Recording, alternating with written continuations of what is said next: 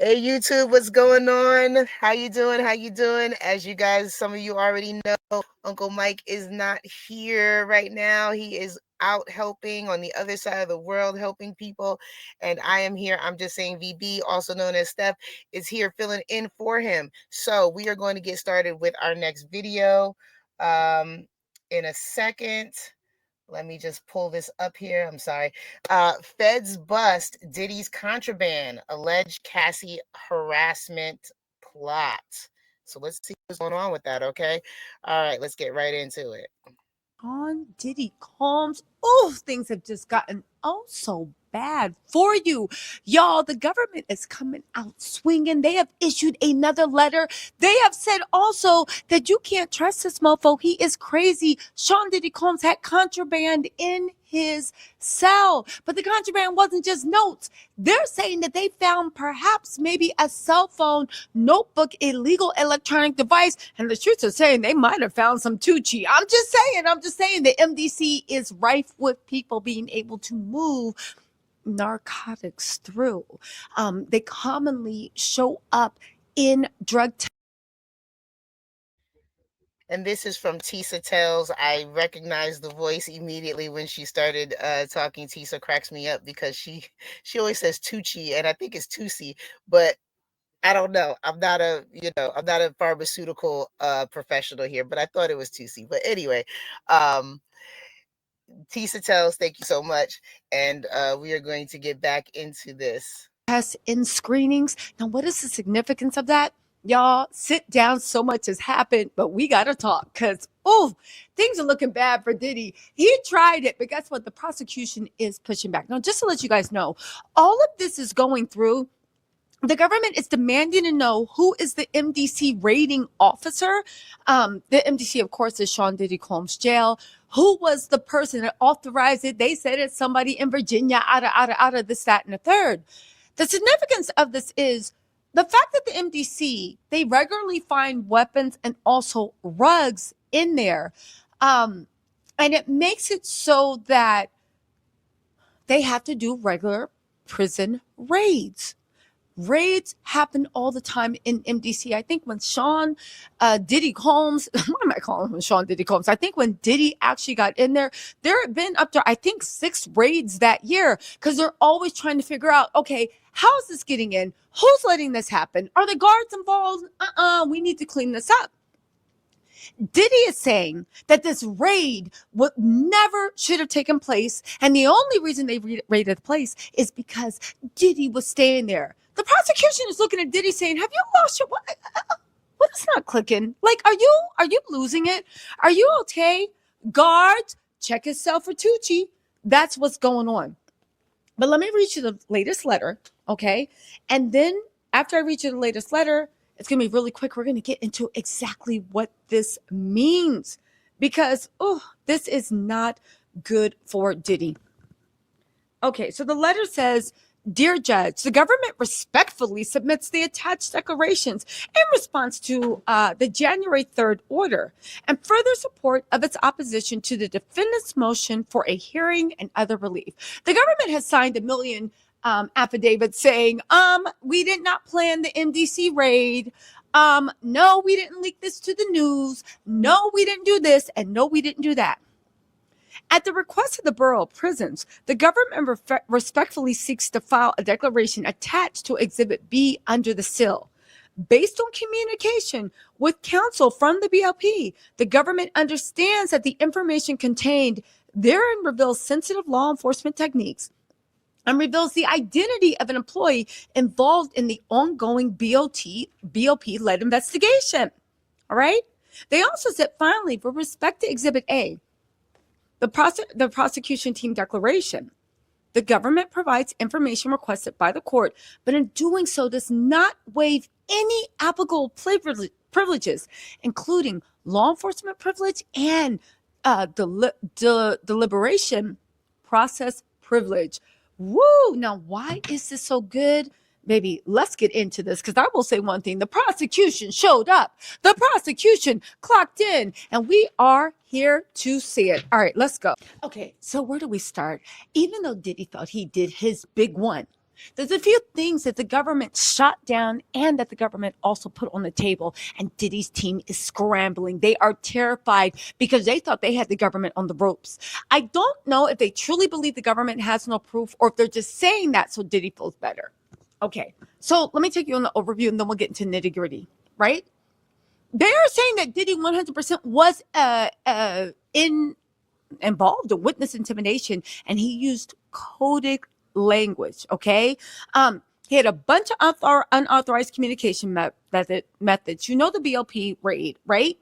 His attempts to discredit a witness, namely witness one. Participation in the MDA suite, the government's coordination in handling that. But here's the thing. And I'm going to talk about that witness intimidation because that's a lot. But let me get to the point because I know that's what y'all came here for. Okay. The government does not have a fear of exposure like Diddy's team assumed. This clearly says that they understand Diddy's tactics and they understand that they are trying to inch and inch and inch and get more and more and more so they can discredit the government. But not only that, Diddy's worried about what they found when they did that raid. Diddy doesn't remember what was written in his cell because how else could you explain this, right? The government is being cautious that revealing too much about their methods, their surveillance techniques, or investigative processes could compromise ongoing or their future investigations into Diddy and their co-defendants. All right? Now get this. For example, if Diddy's legal team actually gained insight into how his communications were monitored, they could potentially develop strategies to exploit these gaps in the future cases, right? Also, if this case sets a precedent for courts requiring disclosure of certain sensitive materials, like their covert investigation, it could undermine law enforcement's ability to keep specific tactics confidential in other cases.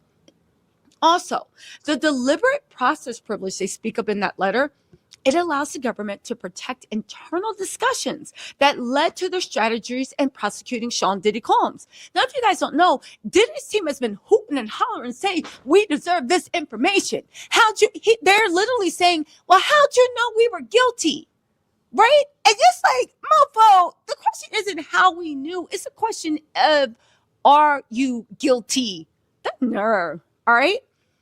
This ensures that the government can argue their case without exposing vulnerabilities in their reasoning, which the defense could exploit to undermine the prosecution. Again, their whole defense is, how'd you know we were guilty? We just did, but they want them to explain. So when they explain, that becomes the case. Oh, well, Your Honor, they just made an assumption. Okay, but even though we made an assumption, the assumption was right. Guards, take Diddy's phone away again. He texted Mark Agnifilio too much because every single time we get these letters, Diddy is on that burner phone going crazy, Twitter fingers, and then Mark Agnifilio is filing a million motions that don't make any sense, right? Now, here's the thing. Now he out here going crazy with some Twitter fingers. But what I will say is that Puffy is not doing anything different than any other inmate when, that is locked up. Having a burner cell phone is not uncommon. And you got to think about this. Puffy has the money to be able to get in pretty much whatever he probably wants legally. And then, following suit with any other of the inmates that can get in any of the illegal contraband. So, it's not uncommon for a cell phone to be inside illegally as contraband. Those of us who know, but we're going to keep going. Diddy is also praying that he can either get a reversal or he can challenge on appeal. But get this, by refusing to waive privileges, the prosecution is minimizing the chance that Diddy's defense team could later argue that disclosures during trial violated his rights or improperly influenced the case. The government is trying its best to prevent its actions from being used as grounds for appeals or claims of misconduct. Remember how I keep telling you, they want to put the government on trial. Diddy is ridiculous. Imagine This mofo that got the whole world saying he guilty, and you want to put the federal government on trial? How dare you think I'm a sex trafficker? What makes you think? It's right there in the indictment. But what made you think that? It's right there in the indictment. But what made you even look into me being a sex trafficker? You have an ex-girlfriend named Cassie. They filed a criminal complaint anyway, but they want to put that all on trial. Now, listen, this is also an astute courtroom strategy because keeping privileged information intact ensures the government maintains an advantage in the trial. They control what information is presented to the court while protecting sensitive areas that could complicate their case. All right. Now, what is the contraband? Well, that they found in the Bureau of Prison suite, cell phones, perhaps electronic devices. Okay. This is why they're saying they're not only is he using prisoners' minutes, but also to text me. That was such a big deal because he was sending emails off of a burner phone. This is what is being alleged. Okay. Nobody knows this is true. This is actually a guess. I'm guessing right now, right? But it would make sense. And that's why the Bureau of Prisons is having so much trouble actually finding out who he is emailing. Because if you email off of the prison's computer, they have a list of everything you emailed and everything you said. Right? Now, we all know there's notes and plans. The only problem is Diddy might have been on that Tucci, right? That Tucci that's circling around the MDC. Because, they have a problem with that there. And he actually doesn't know what his notes or plans were. Okay? It highlights that papers and an address book were seized, which allegedly contained plans to discredit witnesses and gather damaging information on others. This is crucial evidence for showing of Diddy's ill intent and also his misconduct. All right? Now, drugs are a common type of contraband found in prison settings. If drugs were found, it could further demonstrate that Diddy just basically doesn't care about the law or prison regulations, adding weight to the prosecution's case. Now, we don't know if any weapons were found. I mean, I don't know. Did Diddy look like he knows how to use that blicky when things get sticky? I'm just saying. Again, the broader thing that the government is trying to highlight is rather than putting themselves on on trial, they're saying, yeah. Diddy was the one in possession of contraband, especially items intended for nefarious purposes, discrediting witnesses or even threatening others, right? This damages his character and strengthens the government's portrayal of him as manipulative, untrustworthy, and a whole slew of other things. Okay?